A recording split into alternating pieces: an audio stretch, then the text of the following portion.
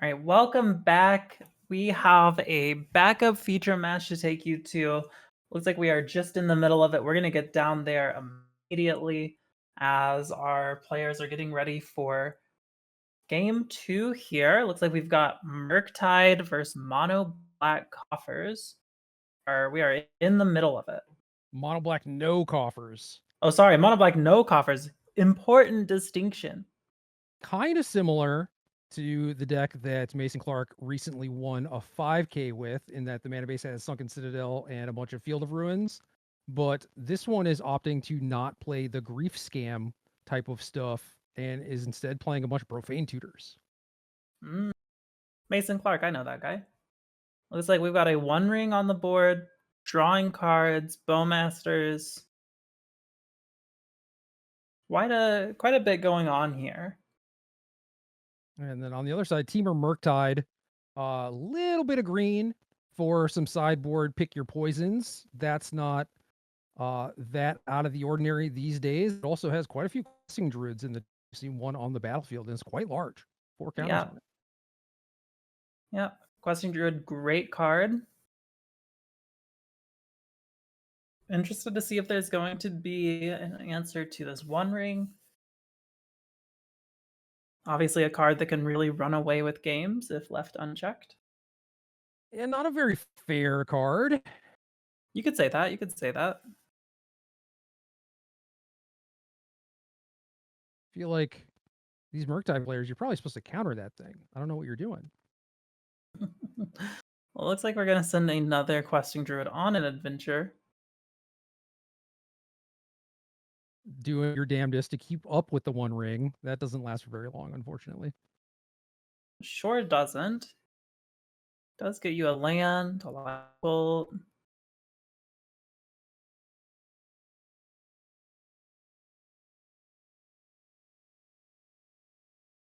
Gonna go ahead and bolt down the Bowmasters, grow the Druid even further.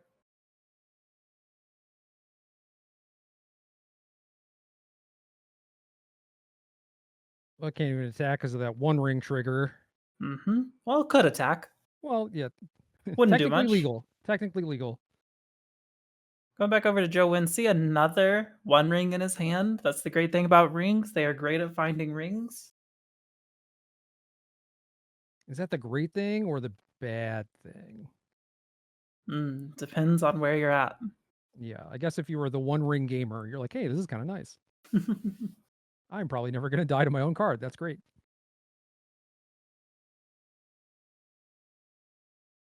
Gonna do a nice little pay 3 life, draw 6 cards, do it again. Yep.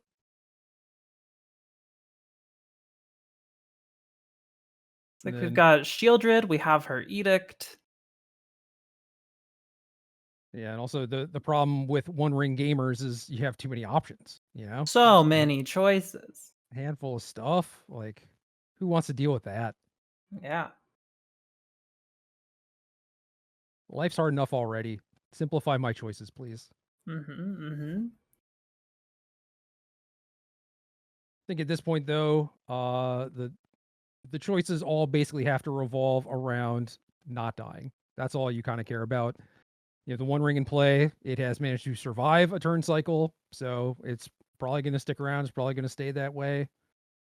And you just have to make sure that you're not going to die in the meantime, and the One Ring will carry you to victory. Yeah, I mean, that Druid's looking very scary. Aldrich having mana up to potentially counter ways to kill it. Also quite scary. Yeah, certainly complicates things. I mean, even if you simplify the amount of choices to like, well, I need to cast these things, then it's just like, well, now in what order do I cast them? Because my opponent could have a bunch of counter magic. Sunken Citadel coming down.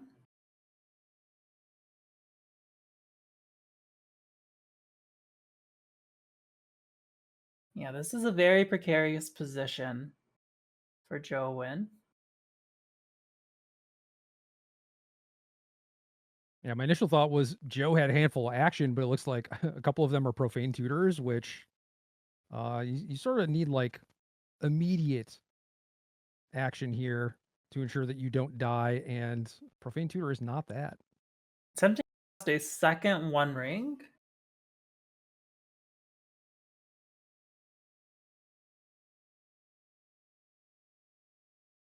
It certainly does help in the I do not want to die category of choices because you get another turn of the protection.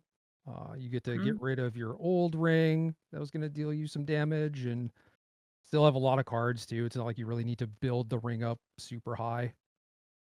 Yep, looks like it is going to resolve. So Joe is going to get a turn of protection. Immediately tap it to draw another card. And looks like we're going to tap the Urborg to Thoughtseize.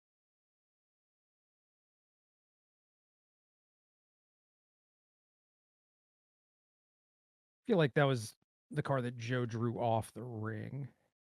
That would be my guess as well.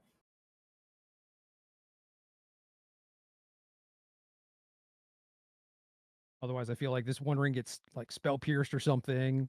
Maybe you take a hit from the druid and a lightning bolt or two later, and you're just dead. So maybe you want to lead with Yeah. the Thoughtseize, but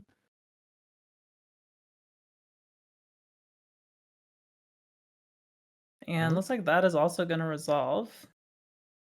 And I guess Aldrich does have a decent amount of permission in hand, a couple of copies of Stern Scolding and a Subtlety, but just things that don't actually counter the One Ring.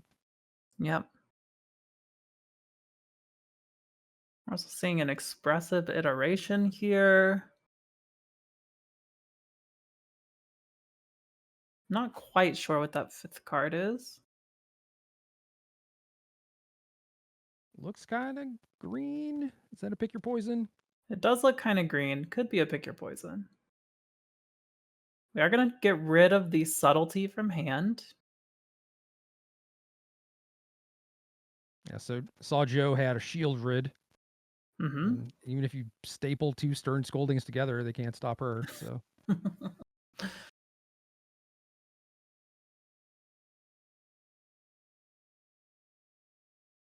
Go. And we're going to go back to Aldrich's turn here. Of course, Joe still under ring protection. I guess the green source must have gotten blown up by a field of ruin or something because Aldrich had the opportunity to fetch a green Mm-hmm. source and chose not to. So not only is that questing druid just kind of like stuck on an adventure, but also probably no way to cast that pick your poison. Yep. And we are going to see expressive iteration get cast. Grow the druid further. The Ragavan Bauble second expressive iteration. Rings chain into rings, Yep. iterations chain into iterations. It is just the way of things. Tales old as time. Now, Joe is presently equipped with the knowledge that something like his edict will get to resolve just with the cards that he knows. Aldrich has. Yeah, two certain scoldings, pick your poison, and the iteration was the other card he knew about. Mm-hmm. But I don't know. Even if Aldrich did find a creature and play it, I don't think it's the end of the world because Joe has been doing his best to clear the way for the Shieldred. Yeah. Yeah. Shieldred into Shieldred's Edict. Seems nice. Shieldred gains you a bunch of life with the ring. But that the questing druid is just getting bigger and bigger. Yeah, up to a 9/9. That is Yeah. the biggest I've ever seen. Yeah. And we are gonna see Ragavan get played. Just a little bit of from predict effects. Yeah, no point in dashing that turn because Joe's still under the ring protection, Mm-hmm. but no reason to not cast it either. You still have the two Stern Scoldings up in case your opponent has any Void Walkers or Bowmasters or anything. Here comes Shieldred. Shieldred is good. Gonna draw two cards and gain 4 life. Combo deck. Combo deck.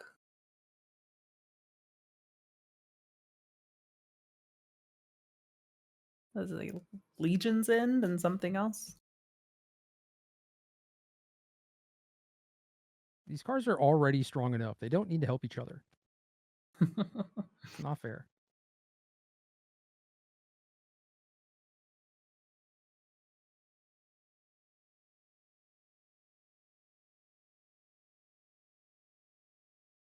So six cards left.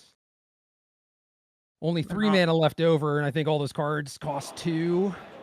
So slightly awkward position to be in, but I think Joe likes his spot already.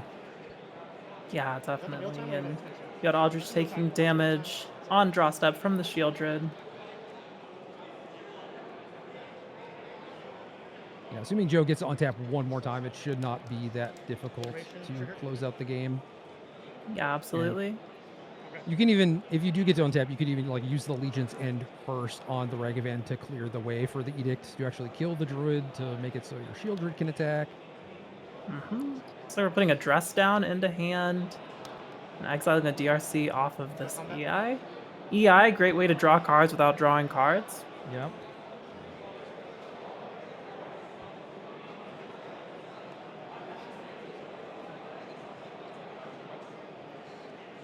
Power Druid coming in. Any non-token? Okay, get rid of the Ragavan with the Edict. Now he's gonna put the Shieldred in front of it, maybe, which Second main. Oh, okay. we are gonna see the trade. Could have been a fairly profitable dress down there, yeah. Yeah, I was wondering if we were gonna see that. Guess it's not exile. So there's gonna be DRC. Yeah, just do it.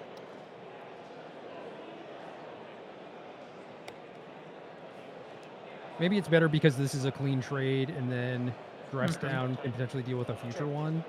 Sure. Oh, we got Murktide coming out. 13. Yeah, that's fine too. It's not like Aldrich is losing any sort of battlefield presence, and it's also possible that he may just want not to overextend into something like a Damnation. Yeah. Try to speed up. Go for it. Still there. Still go ahead. There we go. Take 2. Big Murktide. I got you. Thank you. Draw. Joe gonna go down to 11 off of the ring trigger. Has another Edict. Another Edict is good, but I assume the DRC is big enough that the Legion's End will not, or the Legion's End is mana cost actually, right? Yeah, not power. So never mind.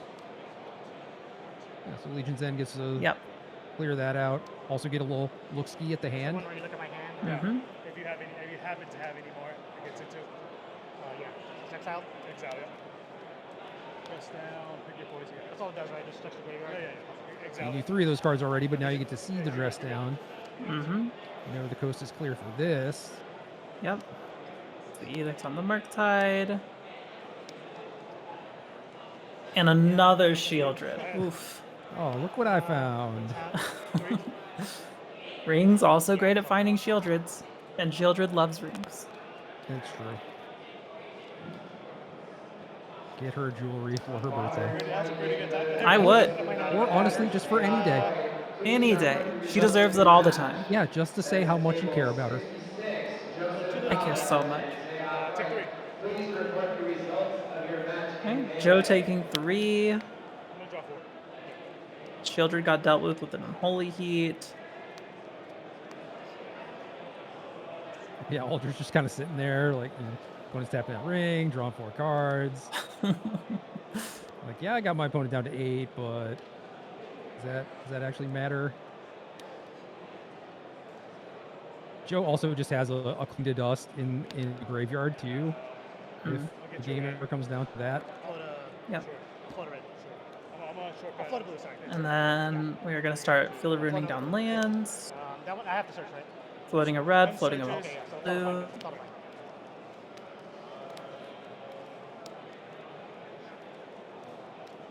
Took out all your green sources, and I'll just take out all your sources. I'll float a red this turn. Yeah, looks like we are at the point where there are no more basics to fetch. Yeah, I do. I Oh, just use settle, it. settle. Okay. I'm gonna get you off the last one, right? As well. Yes. Yeah, normal Is It Murktide would normally have 3 islands, but when you start including the splash, Mm-hmm. it's tough to fit all those basics in there and still be able to cast your spells. But even still, even if Aldrich had the 3rd island, I can't say that I got mana 40. it would necessarily help all that much here. Yeah, pretty devastating. We brought down to Snap. 2 lands. Gonna cast Dress Down. And then clean up. Gotta mostly be just to draw a card. Use that floated mana. Yeah, you're good. Alright,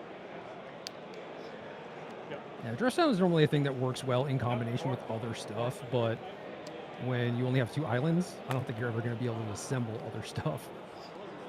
A Misty Rainforest for Aldrich, which feels a lot worse when it reads pay a third of your life. Get a land. But 4 damage taken That's not good. for Joe is at a point where one more upkeep trigger on that ring kills him. Going to that step. Yeah, like I said, it still does have the Cling to Dust. Still has the Cling to Dust, still has ways to gain life, So profane. but doesn't Yeah. seem to be doing a whole lot else. Looks like it's going to the cleanup phase. Again, these Profane Tutors being a little too slow. In theory, it would be nice to just be able to grab something immediately, like another One Ring, and reset it, but you have to wait too long, and I think Joe needs to spend his mana on just clinging. Mm-hmm. Give me your turn. I'm gonna use cling. Here comes the Cling to Dust. Wherever it is. I hope. I hope Exile. it's not a castle activation. 4, 5. Targeting. Any of your creatures you pick. I like drawing cards more than most. Sure. Maybe not that kind of stuff. And looks like a counter spell on that first Cling. 5. And we're gonna do it again. I guess that's fine. You have 7. I gained 3 lives. Oh, 3. Sorry. I didn't see them. Okay. Yep. So Joe's gonna go Looking at my life total. up to 7, Tap. and then at the start of his turn down to 2 On the stack. Please finish your turn and take 5 additional turns. We'll get 20k creditors. That's time in round 7. with the ring trigger on the stack. Flinging again. Gain another 3. 10. Go up to 10. Okay. Not sure if there's any need to do that, but Yeah, yeah, go your opponent down could to potentially 5. fat and bolt you. Yeah, sure. I'll use it. Now, I think we're just sort of all in on we just need to find another ring, right? Mm-hmm. Might as well tap that thing. I don't see one in the 6 cards he just looked at.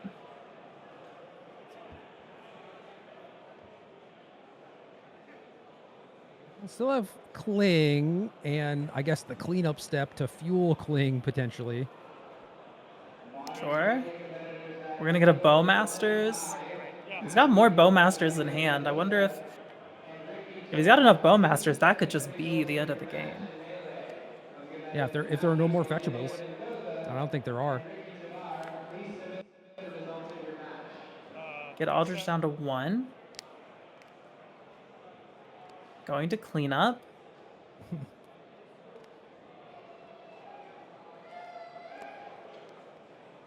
So, assuming that Misty Rainforest is not live, Aldrich has 1 red source currently.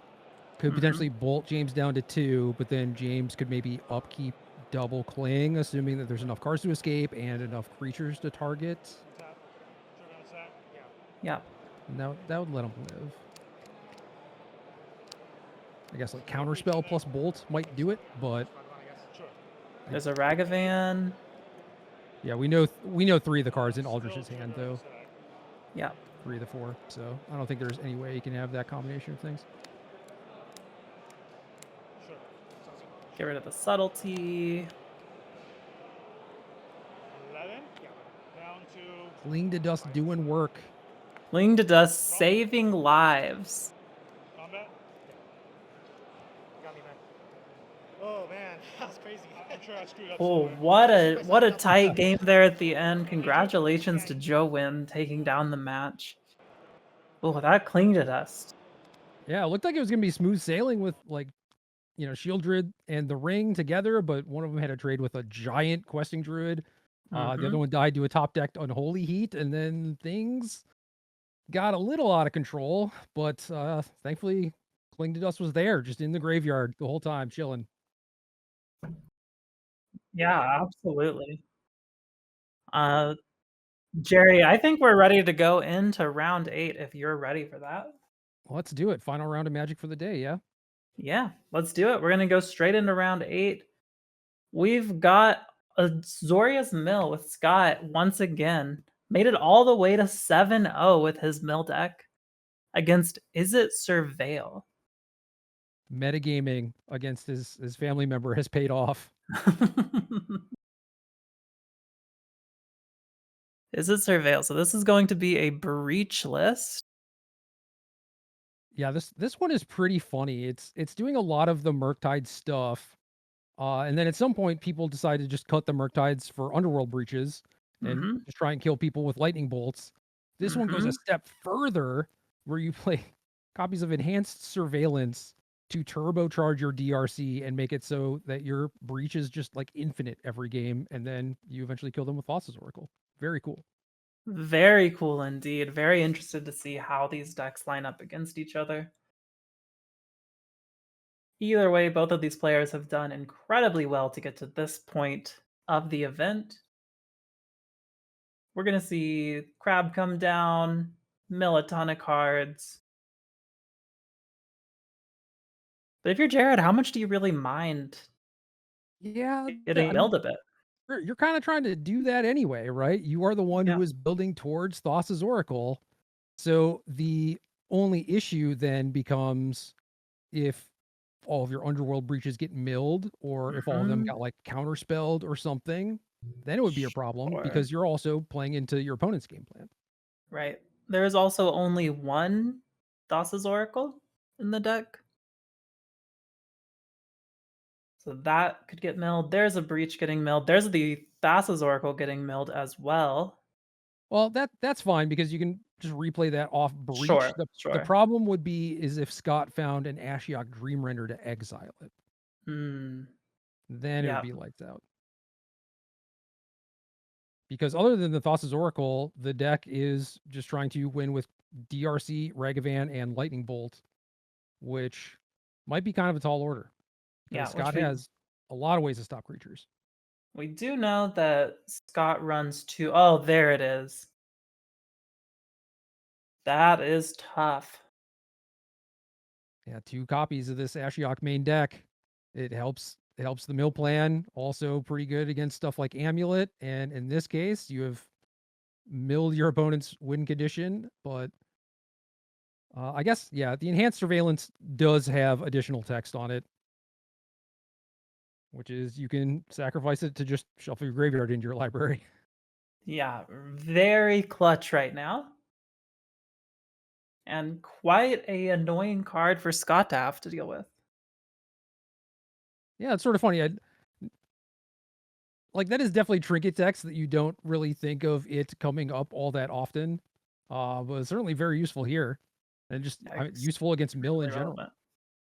Yep, still had to mill 4 there and exile them. Didn't seem like anything of huge importance got exiled there. Yeah, what if you went through all that and then the Ashiok still hit the Thassa's Oracle? That would be awful. It can still happen. I mean, Yep. now there are 2 crabs in play. The Ashiok's still there. Jared kind of has to remove this Ashiok. Definitely. And we are going to see a surveil land, keep the card on top, and then pass. We've got counterspell in hand.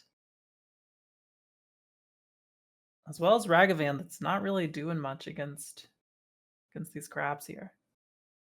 So many O3s today. Ragavan is not loving it. Looks like Scott played nothing on his turn and also did not activate Ashiok. I think that's kind of reasonable because you do want to keep it out of bolt range, and Ashiok has done a pretty good job of making it so Jared doesn't have Delirium for Unholy Heat. So maybe just keeping the Ashiok around is worth it. Yeah, definitely smart plays. Missing the land drop hurts quite a bit, especially with 2 crabs on board. Gonna see a consider out of Jared.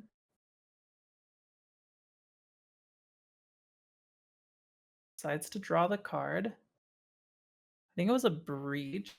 Kind of hard to tell. Did look like a breach to me, which is it's interesting because it's not super good right now. Jared knows that he needs to find a copy in order to win the game. So very much setting up and settling in for a longer game. Yep. And we're gonna see the other crab get dealt with. Scott still can't find another land. Has Archive Trap, which probably not gonna do much for a minute here.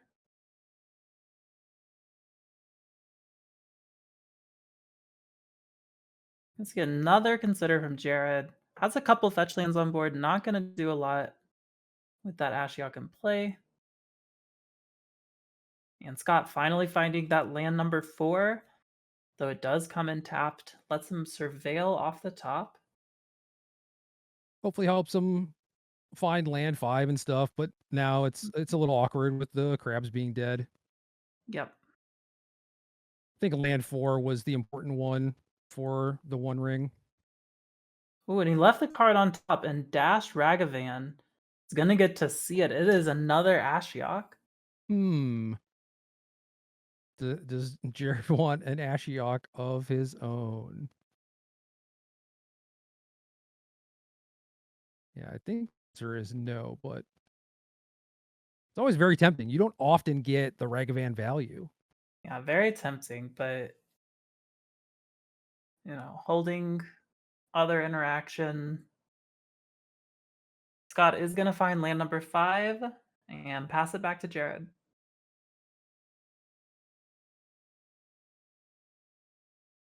And we're gonna be dashing Ragavan once more. Swinging in Solitude, gonna come down fully paid for.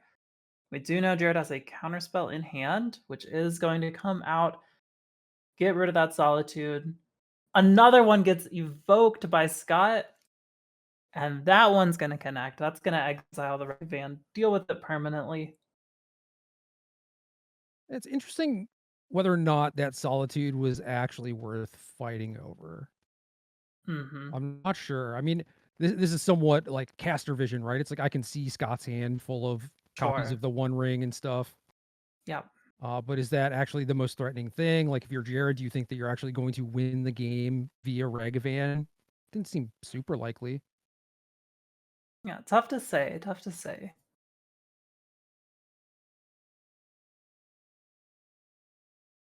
But I guess also for Jared and his deck and how it wins, like building up the treasures can be kind of nice too when you're trying to have like these big explosive underworld breach turns.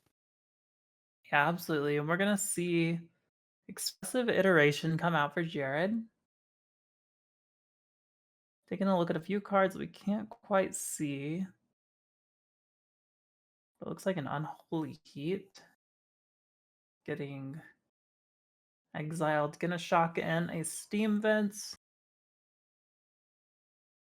Graveyard is mostly just instants and sorceries, right? So I don't know if this is online quite yet. Yeah, not sure. Looks like 2 damage to the Ashiok.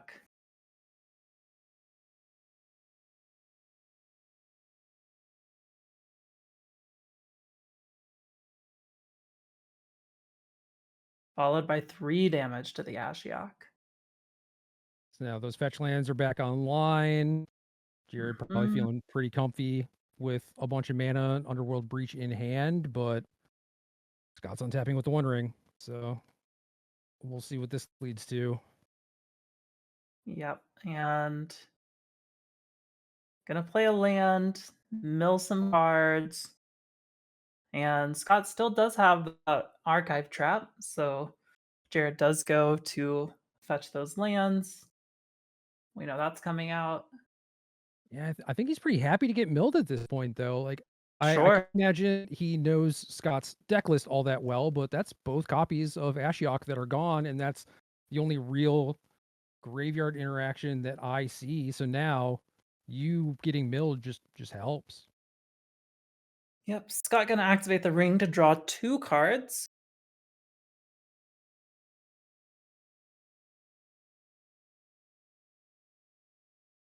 And not sure what this card is. Preordained? No, I don't know. I have no idea. It's Maybe preordained. Alright, we're doing a little preordained.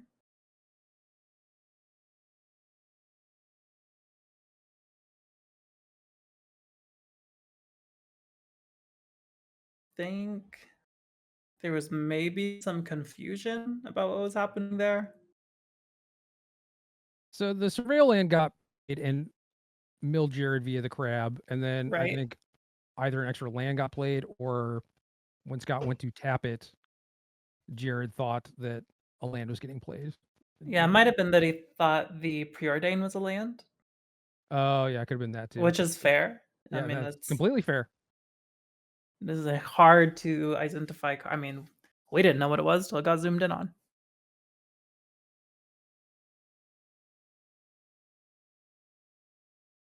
Why do they do this to us, Niall? I don't know. I wish they wouldn't.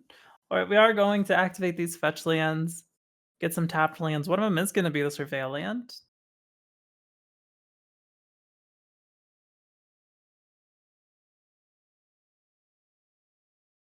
It's like a Path to Exile, One Ring, land, and Archive Trap in Scott's hand. That is stuff. I don't know if it's going to be good enough necessarily, but we will see. And it is going to go ahead and cast the Archive Trap. Seeing Ragavan counter spells. Not sure what card he just pointed out. So at this point, Jared has a Dragon Handler in the graveyard already. Either you want to assemble enough of them, or one plus an enhanced surveillance, and then that should allow Jared to mill his entire deck, eventually play the Thaw's Oracle. But you do have to be a little bit careful where, I don't know, maybe the Oracle gets killed with the trigger on the stack if you're a little sloppy or something. But Sure. I imagine Jared playing the stack sitting at 6-1 is not going to let that happen. But okay, also Scott's at 10, so yeah, maybe just lightning. Let's do it. Yeah. This I guess is the way more careful approach. Mhm. So lightning bolt, lightning bolt, lightning bolt, lightning bolt. More than enough. That'll do it. And that is game 1 going to Jared on the Is It Breach list. I mean, Scott has gone 7-0 in the event so far. What do you think he can do sideboard-wise to prepare for this list that seems to be pretty well built for him? Yeah, I think the Ashioks are definitely the problem card for Jared. And getting milled doesn't matter that much as long as you have a breach in hand. You're probably going to be fine. So there's anything that just exiles. And Scott has a third copy of Ashiok in the sideboard, along with 4 copies of Rest in Peace. Yeah, that's a lot of rest in peace. Yeah. So on top of that, there's another Supreme Verdict, some Dovin's vetoes, and I mean, I guess Leyline of Sanctity if you're super scared about that stuff. I know that Scott did technically get killed by 4 lights, but if you're focusing on the things that matter, which is just attacking Jared's graveyard, then that will not be able to happen anyway. I don't think you need Leyline. So I would try to board in these graveyard hate cards, ensure that you still keep enough answers in your deck to things like Ragavan and Mercy, so you don't just get like beaten down and bolted out. And in the meantime, I feel like you can kind of just shave on some of the mill stuff too, because your opponent's going to be doing it for you, and you're going to have to interact with their graveyard before you can even really start to think about milling them out. Yeah, I really like Scott's position post board here. Now, what do you think Jared is looking to do, taking a look at his sideboard? Jared has some interesting stuff where there's a copy of Fable of the Mirror Breaker and a copy of Murktide Regent that allows him to sort of get away from the combo-y stuff and play more of a fair game if he wants to do that. And then there are also things like Force of Negation, a Null, which can help against the One Ring, and I guess the Rest in Pieces coming out of the sideboard, which I imagine that he does not know about, but you saw the One Rings. I imagine that a Null is a card that you want to bring in. He might just be like pleasantly surprised that a Null is even better than he thought it would be. Yeah, If absolutely. you want to use Subtlety to stop the Ashioks, you could certainly go down that route also. Didn't look like Scott was very susceptible to something like Blood Moon, but maybe because it does shut down the Field of Ruin shenanigans stuff, but I don't think it's worth it. Sure, yeah. Well, excited to see how these players do choose to board here.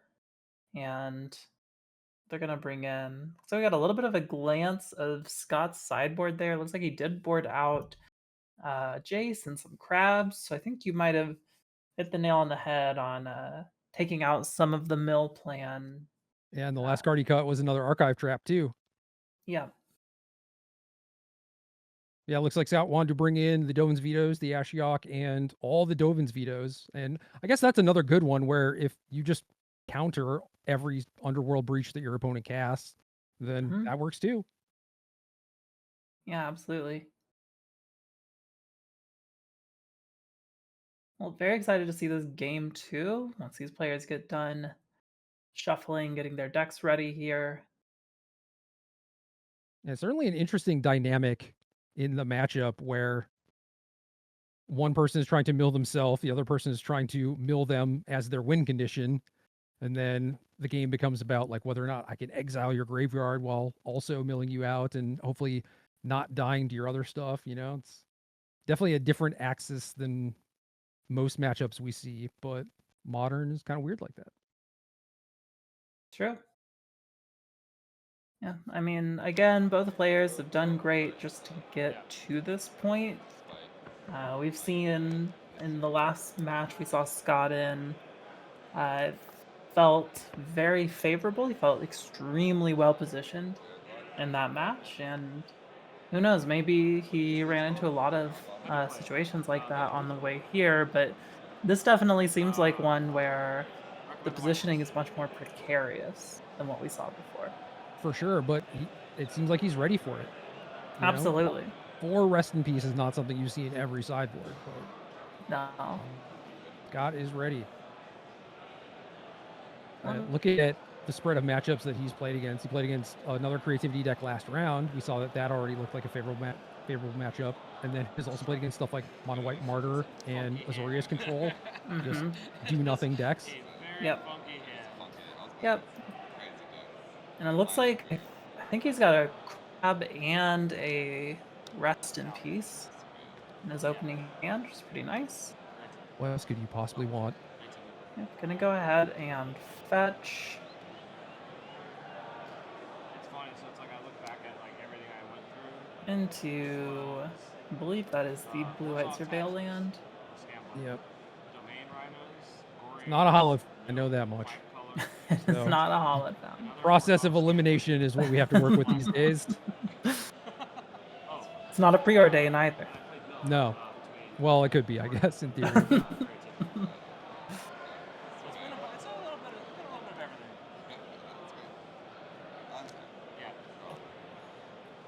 All right, gonna go ahead and untap.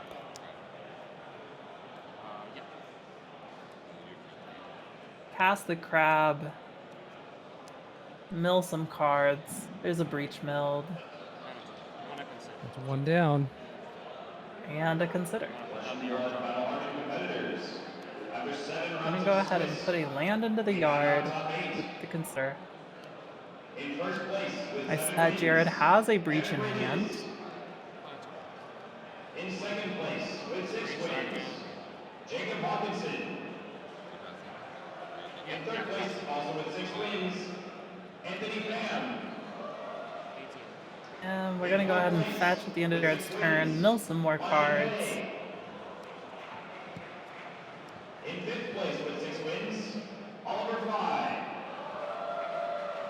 Yeah, if I'm in Jared's spot, especially with that breach in my hand, not really caring about getting milled at this point. It's like, yes, please, thank you.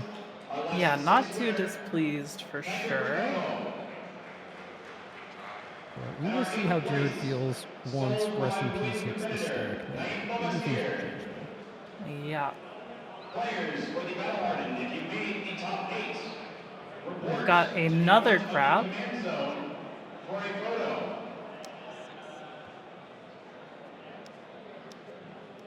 There we go. Mill 6 cards. But again, with breach in hand, not too bad. Let's go ahead and go to 19. Saw a Spell Pierce and a Force of Negation among the cards that got milled. So now Scott kind of has an idea of what he has to be worried about in terms of resolving Rest in Peace. And saw a counterspell from Jared in the last game. So already know that Jared could have that available. So no need to rush it. Maybe you can wait for a window where you have like Dovin's Veto backup or your opponent's tapped out or something. Yeah. And Spell Pierce and Force Negation, both 2 ofs in Jared's deck.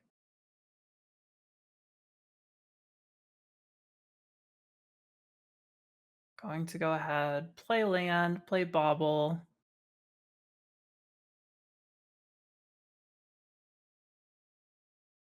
Has Murktide in hand as well.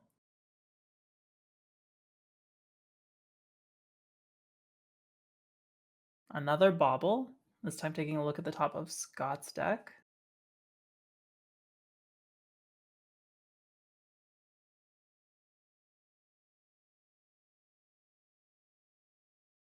This might be kind of make or break turn where Jared has to decide whether or not he wants to deploy this Murktide Regent because the shields are kind of down at this point. And you've seen stuff like Subtlety out of Scott's deck. So it's possible that this just doesn't even survive. So is it worth it actually taking the shields down for this? Who knows?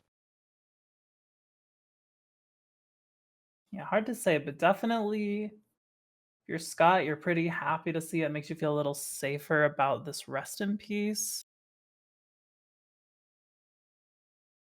A little bit. You still know that Spell Pierce is a consideration and Force of Negation Sure. too, but this is about as good of a spot as you're gonna get outside of the fact that there's already a Murktide in play, but Yeah. presumably there are ways to deal with that. Which, Rest in Peace, the Murktide will grow. There is an Otawara in hand. Just kidding, it is now on the battlefield. And as the person with the Murktide in play, you got to feel a little strange about that. It's like, does this make me happy or sad that they played that as your plan? It's definitely a power play.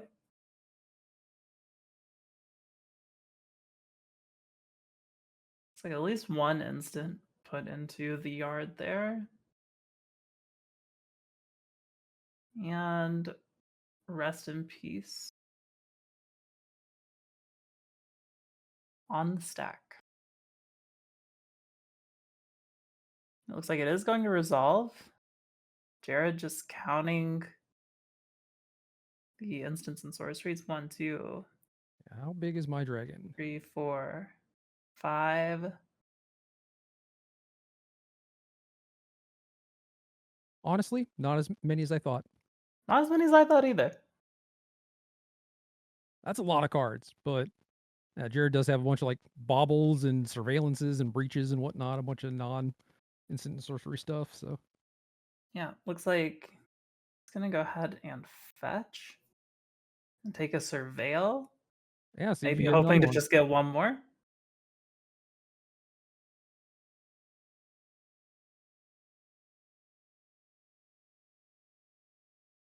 It looks like it'll just be 5.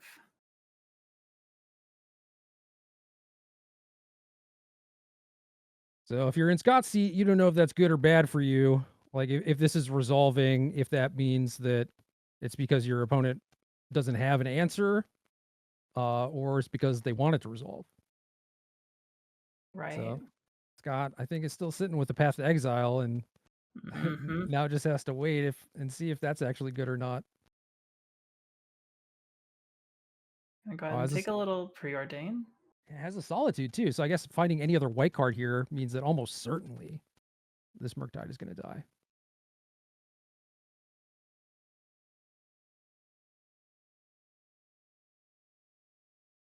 Gonna attempt a path.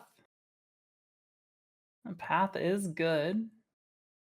I have seen more Path to Exiles today than I have in like the last 5 years. Yeah, I mean, great card.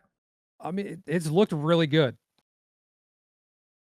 I got to cast it in a sealed game recently of Outlaws. Felt really Oh. great there too. Okay, sure.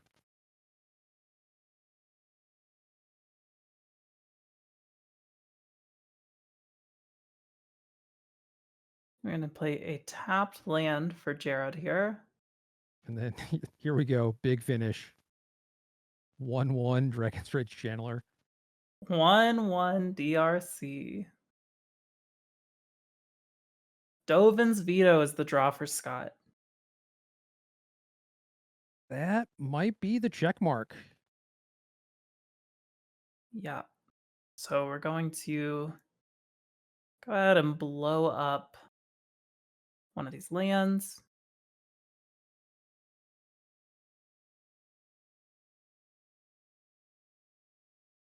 And that is going to mill 6 more cards straight into Jared's Exile.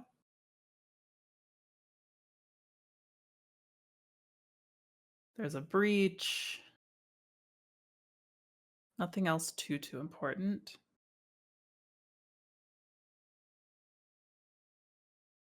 I think there might be 2 breaches in that giant exile pile. Yeah, I think Jared has the last one in hand, And right? one still in hand. Yep. Well, I also think that there's no way to remove a rest in peace once it's on the battlefield. Yeah. Yeah, definitely puts him in a very awkward spot.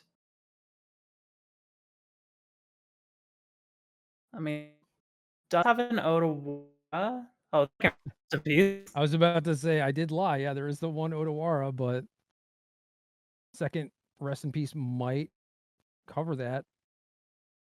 Jared, I guess, could have countered it to try and play for the Otawara, assuming it wasn't exiled already. Mm-hmm.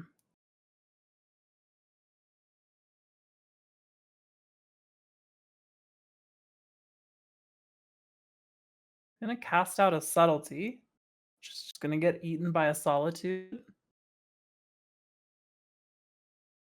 It's one of those things from Jared where, well, maybe there's a chance, technically I have this 3/3 flyer, and then it's just like, no, that didn't work.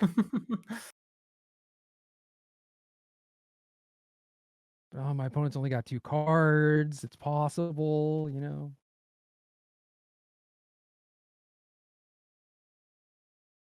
And we're gonna pass it back to Scott. Gonna mill 6 more cards and can fetch. Make it another 6. Grab skill quick. Yeah. Yeah, And then we've got the field too. Yeah, I think Jared had 7 total. So yeah, down 1 card left.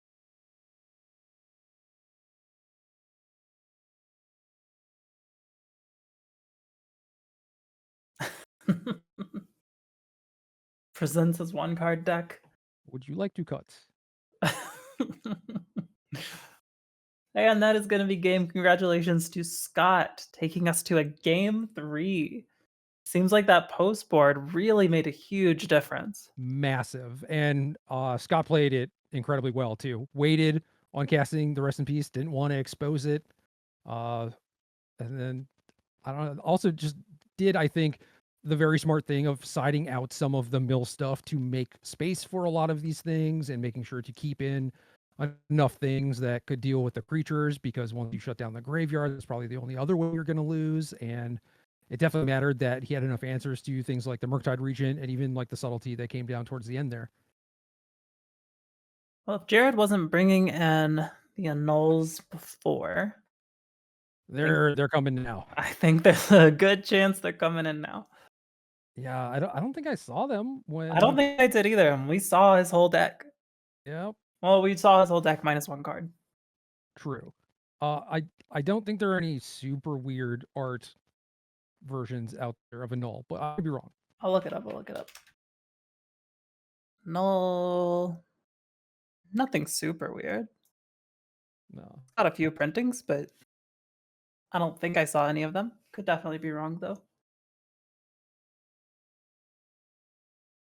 I think the subtleties are kind of weird because they're not super great against many of Scott's, but I do think they're good against the Planeswalkers. So Mm. I do think that they should probably Force Engine is great, and now Jared has a little bit more information as to how strong the annuls are. And given that your opponent had, they showed you 2 Rest in Pieces, I don't know how many you can reasonably expect someone to have, but does that mean that maybe the Murktide Regent is not worth it? Entirely possible. Trying to take a look and see if there's any other option that Jared has against a resolved Rest in Peace, and doesn't look like it. No, it's just the little creatures like Mhm. Ragavan and clear the way, maybe finish with some lightning bolts. That's about it. Yep. Maybe the unlicensed hearse if it comes down before the Rest in Peace, but that's pretty awkward too. And now Jared does get to go into this final game of the match armed with a lot of information that he didn't have before about what Scott is bringing post board, and also has the play. True. And I think both of those things are massive. Not Yep. only is Jerry playing a Ragavan deck, but is also doing things like trying to develop his board presence while also holding open mana for counter spells for all of Scott's problematic cards, and so much easier to do on the play. Yeah. And I mean, has a decent number of cards that can counter Rest in Peace for 1 or fewer mana. True. We see Just, Spell Pierce, Can't Refuse, Force Negation, Annul. and it's just a matter of making it so that those cards line up favorably, which can be tough because things like a null incredibly narrow, but you just absolutely need it. Yeah, absolutely. It's like for the starting hand, we're seeing out of Scott, we've got Preordained, we've got a Crab, a bunch of lands. Jared looking at a Spell Pierce, Force Negation, Yeah. a Ragavan, or is that a DRC? I think it was a DRC. Yeah. Indeed. Yeah, so DRC, Mishra's Bauble, a couple spell pierces. Yeah, pretty good. Looks good to me.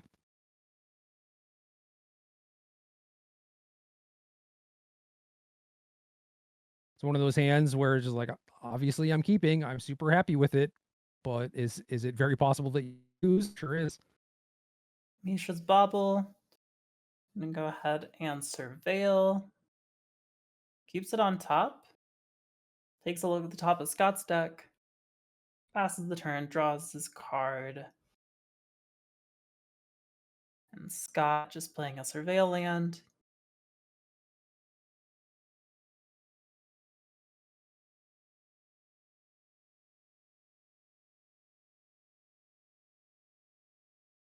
And passing turn.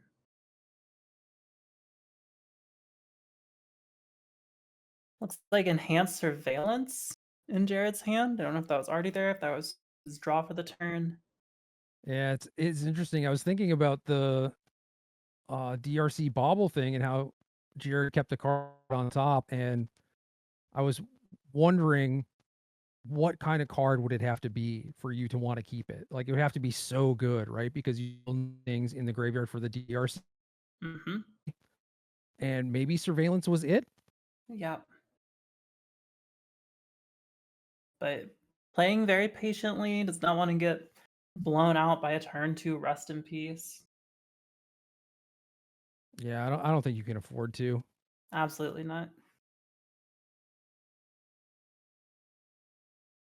And Scott gonna preordain and then play another Surveil land.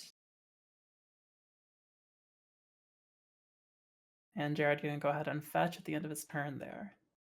Might see a Surveil land of his own. Nope, just gonna be a Steam Vents tapped.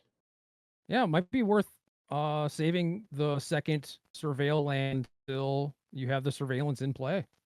Yeah, definitely.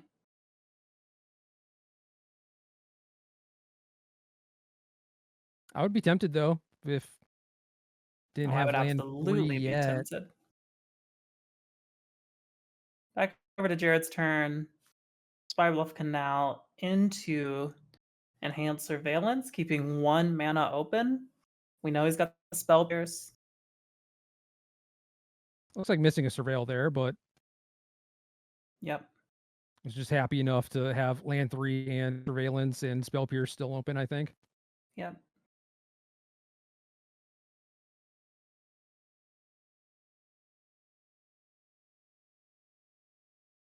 Scott's had this crab in hand since turn 1. It's like he's really deliberating on whether or not to play it this turn or not. Looks like probably not. It's just gonna play a fetch land and pass. I wonder if that's just a product of I don't have rest in peace yet, and I don't want to give my Mhm. opponent too much munition. Yeah, he's definitely in an awkward position until he gets something like Rest in Peace down. Especially if you have a DRC attacking you and it's a 1/1 currently. It's like I don't really want to beef that thing up. Like, is there a point to actually deploying this crab right now? Yep. And Jared is going to go ahead and fetch out that Surveil land. Of course, with Enhanced Surveillance, is going to get to look at 3 cards. Busted.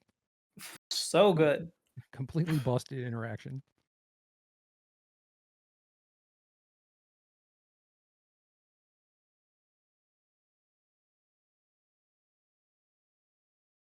Taking a look at 3. See, one of them is a Ragavan. Yeah, personally, I would not care too much about that one. Nope. I feel like you're so close to just assembling the combo. I don't know. Looks like leaving them all on top.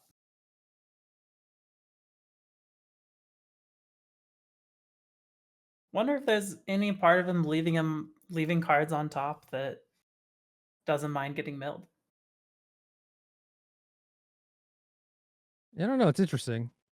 I think I just mill all the time with Sure. DRC, you know, Yeah. especially playing Underworld Breach deck. It's just like keeping all 3 on top. I can't imagine. Did seem like he put Ragavan towards the bottom. Wasn't sure what the other 2 cards were.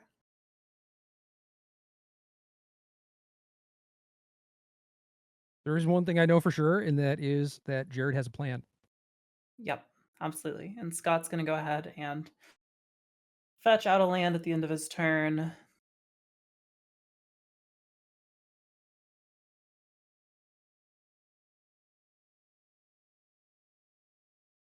And another crab is the draw for Scott. Rest in peace, first deck. Come on. You weren't listening. A Solitude. Pitching something, I am not sure, but it's going to get... I think it was a Path to Exile, and I think it's a Stern Scolding. Yes, that is definitely a Stern Scolding. Yeah, Solitude pitching Path to Exile is kind of funny. Then Is that Rest in Peace? I believe so, yeah. With 2 mana up? If Spell Pierce is the only... Oh, it's going to be Force of Negation pitching Spell Pierce. I love this. Waiting until turn 4. So Scott doesn't have to play around Spell Pierce. That incentivizes Jared to pitch the Spell Pierce. And now I think Scott might just have the Dovin's Veto. Yeah, that would be huge here.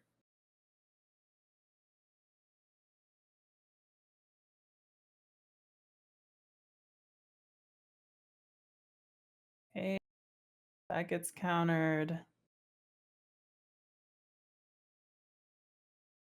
Very well played from Scott. Yep. And it's like Jared going to sacrifice the Surveillance to shuffle in the yard.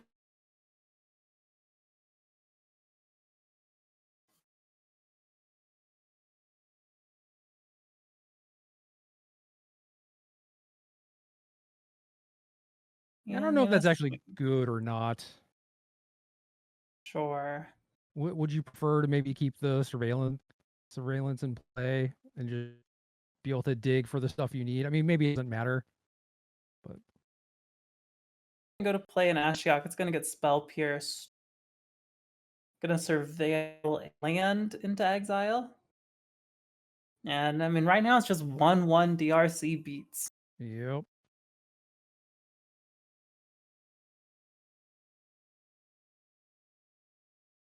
That looked like maybe a Prismatic Ending. Yep. And there's another Ashiok. Jared draw an answer for this one too. Oh no, going to fetch before it resolves.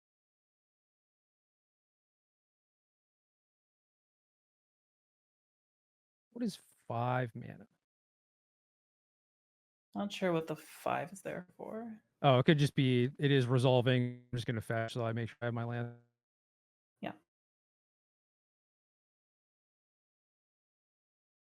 Sure.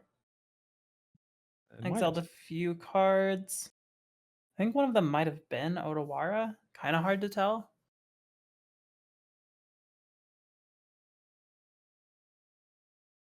Looks like another enhanced surveillance for Jared. And then a Teferi Time Raveler from Scott. Jared did not have an answer to the Ashiok, very likely not going to have an answer to this Teferi either.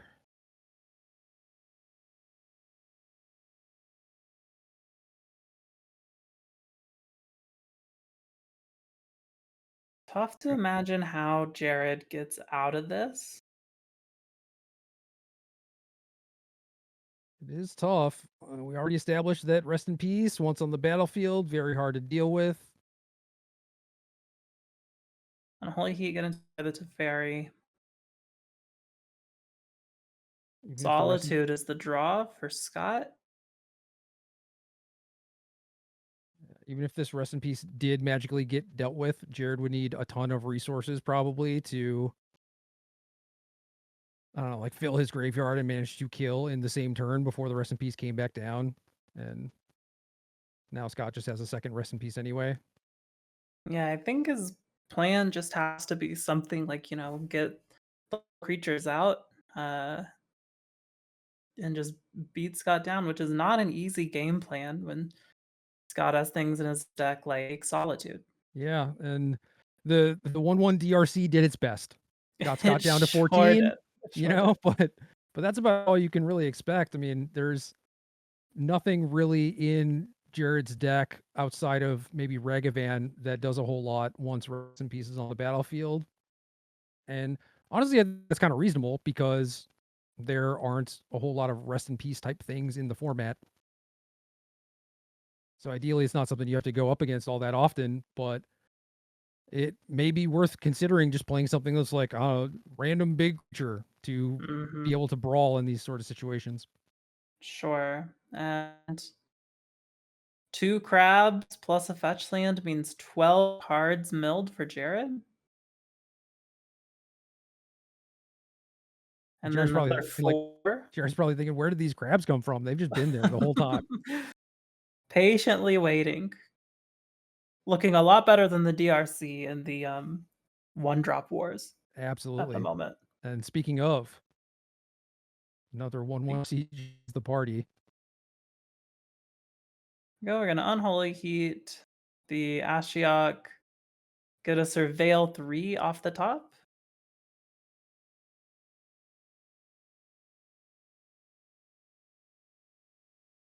Leaves them all on top.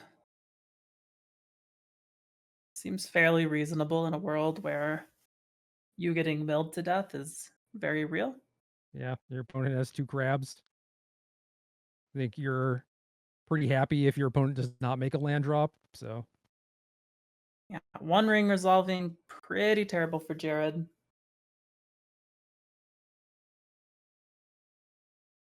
yes, And fetch land, gonna mill 6 cards. even outside of the fact that Scott now has a draw engine online, I think the 1 turn of protection might just be all that he needs to close the game out with the 2 crabs anyway. Yeah. I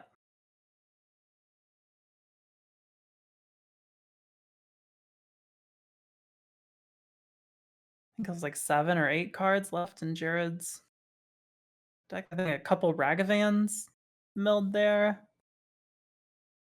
It is not enough.